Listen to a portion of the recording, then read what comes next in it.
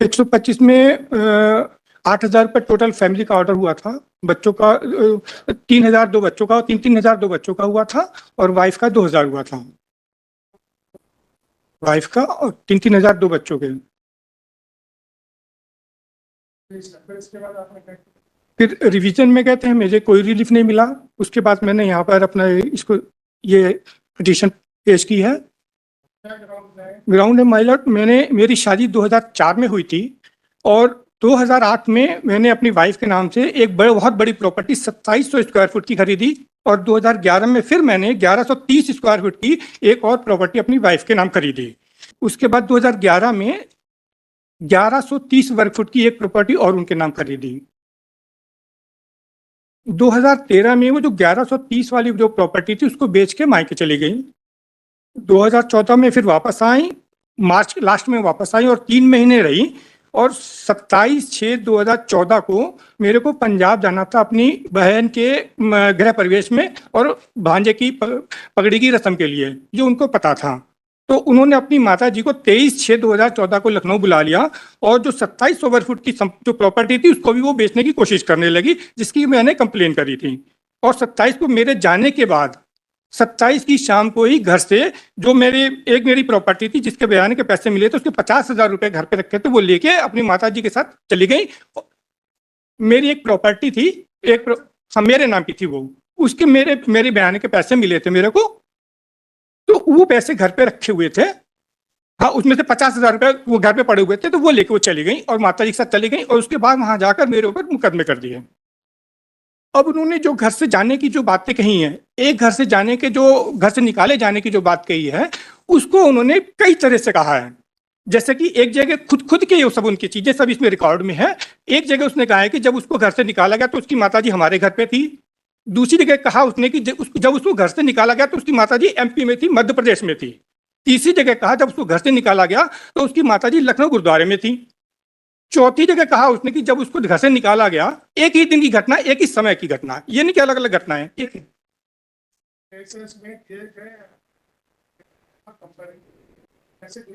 ये 125 में ही है, और वो डीवी में कहा गया है। डीवी और 125 दो मुकदमे हैं, तो डीवी एक 125 में ही उन्होंने, हाँ 125 में, एक सेकंड, हाँ 125 है ये, annexure number 23, page number 157, para number 6। हाँ, इसमें उन्होंने कहा है कि ऐसा कहते हुए जून 2014 में ही आवेदक क्रमांक 1 को उसके बच्चों सहित हाथ पकड़कर घर से निकाल दिया, जहां से वो लखनऊ गुरुद्वारा अपने माँ के पास आ गई। यानी कि इस टाइम ये उसकी माता जी गुरुद्वारे में थी। और उसी में जो है, इसमें अपना जो उनका मुख्य परीक्षण है 125 का, annexure number 37, page number 224, para number 2। My Lord, इसमें कह रही है, तो लखनऊ के गुरुद्वारे में मेरी माँ रही और समझाइश के लिए गई, तो उसने मेरी माँ और बच्चों को हाथ पकड़ के घर से निकाल दिया, तो मैं अपनी माँ के पास गुरुद्वारे चली गई।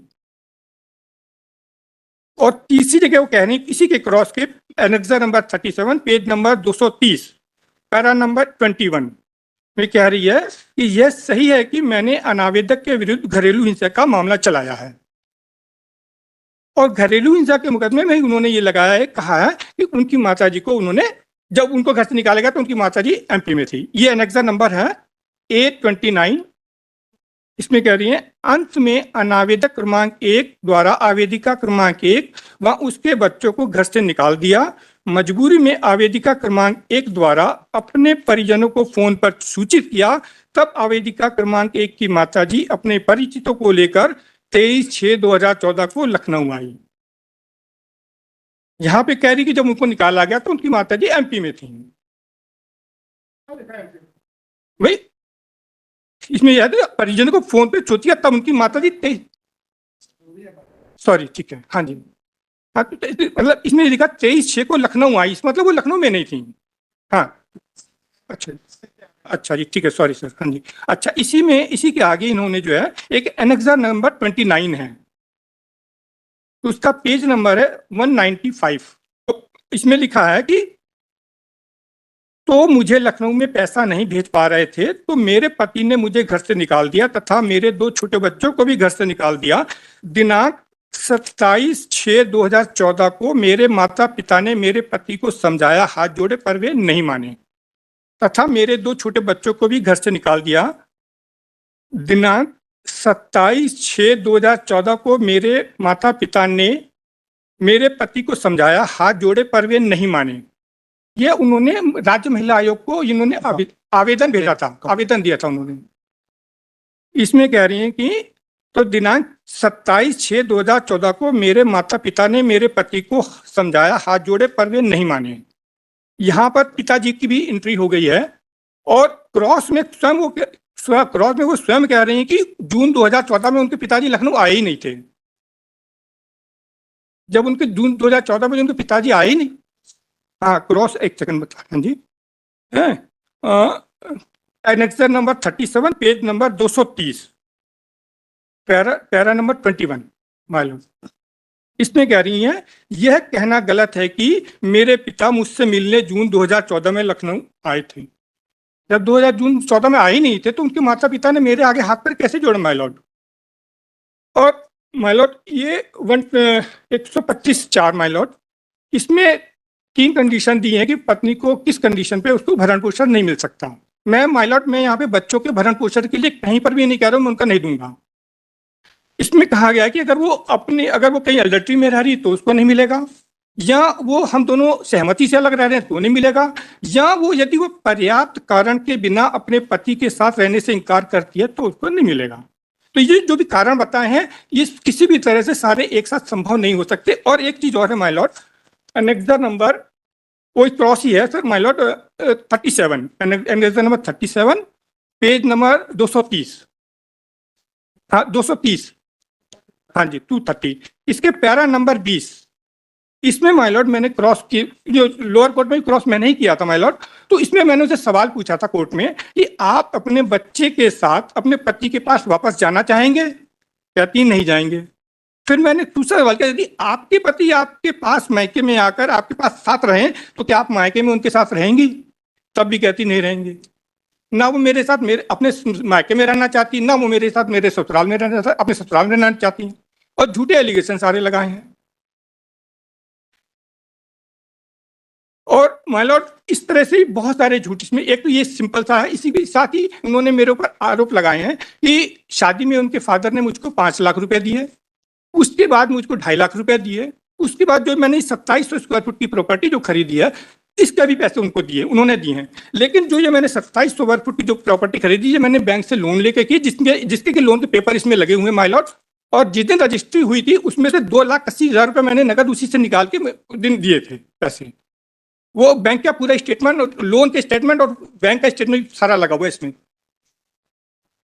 हाँ जी my lord, Delhi high court का एक जजमेंट था जिसमें कहा गया कि अगर पति ने अपनी कमाई से, अगर वाइफ हाउसवाइफ है, हाँ जी, हाँ जी, अगर वाइफ की कोई भी इनकम नहीं है और बेनामी ट्रांजैक्शन आपको मालूम है। हाँ हाँ जी, हाँ जी, नहीं अच्छा ठीक है माय लॉर्ड। सर एक चीज और, एक रिक्वेस्ट और है माय लॉर्ड, लास्ट ईयर मेरी वाइफ की डेथ हो चुकी है सर। एक रिक्वेस्ट, पूरी बात तो सुन ली थी मेरे में, प्लीज मेरी बात सुनिए। इसमें जो पूरा जो मुकदमा है इसमें माय लॉर्ड इतने झूठ बोले गए, इतने झूठ बोले, प्लीज प्लीज प्लीज एक रिक्वेस्ट है, नहीं प्लीज सर मेरी रिक्वेस्ट सुन सुनिए। आपको क्या कोई भी ऑब्जर्वेशन देगा, देखिए उचित है कि नहीं मैं नहीं जानता, परंतु कानूनी रूप से मृत व्यक्ति के पक्ष में ना के खिलाफ आदेश हो सकता। ठीक है, पक्ष में जो आदेश है उससे आपको तकलीफ नहीं है? बिल्कुल नहीं है हम, हाँ जी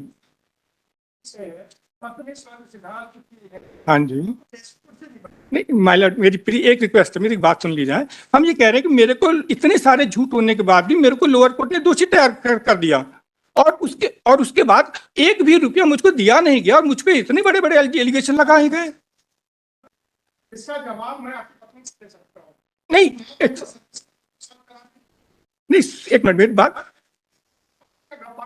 सर, लास्ट एक रिक्वेस्ट है मैंने एक IAS में लगाया हुआ है कि उनके फादर ने, उसने कहा कि उनके फादर ने पैसा दिया तो उनको बुला के पूछा जाए।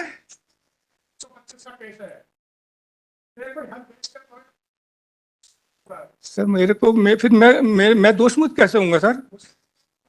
सर मैं आपसे ये मजाक वाला प्रश्न है, कोई भी सीरियस नहीं मान रहे हैं। आपकी पत्नी डेथ हो चुकी है, अभी वो इसलिए उनका कोई वकील है नहीं, अब आप अपना सर्विस करा लीजिए।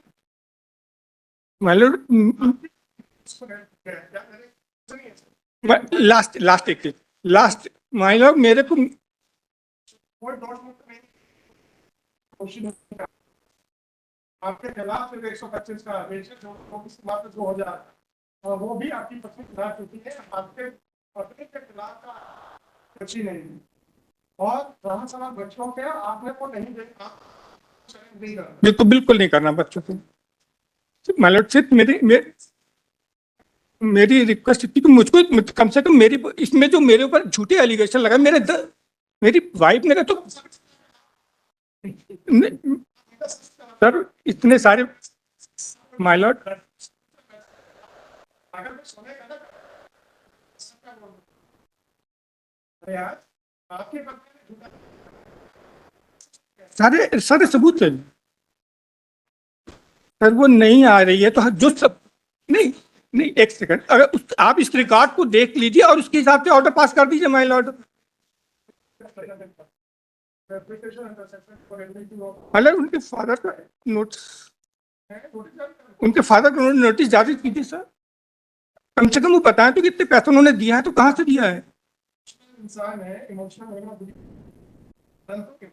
मतलब मेरा कैरेक्टर खराब कर रहे हैं वो लोग।